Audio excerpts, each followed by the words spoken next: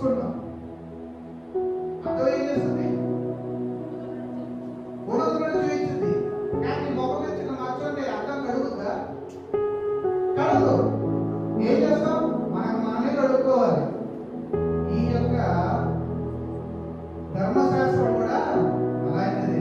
నీ పాపం ఏంటో చెప్తుంది, అది చేయకుండా ఉండటం నీ బాధ్యత. అలా నువ్వు చేసుకున్నప్పుడు ఈ ధర్మశాస్త్రం పాపం ఏంటి, ఏం చేయాలి, ఎలా చేయాలి, ఏం చేయకూడదు అనేది మాత్రమే చెప్తుంది, కానీ పాపాన్ని తొలగించదు. పాపాన్ని తొలగించేవాడు ఎవరండి? దేవుడు మాత్రమే.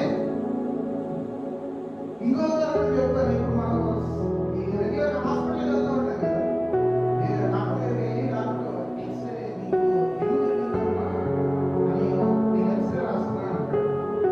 సరే అని చెప్పేసి ఎక్స్రే తీసుకుని వస్తాం.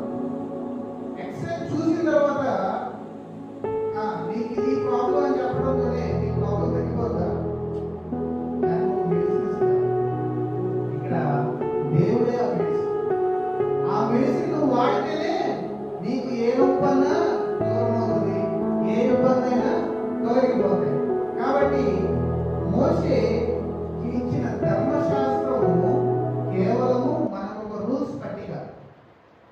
దాన్ని మనం రిఫరెన్స్ కింద వాడుకొని మన జీవితాన్ని మనం కట్టుకోవాలి.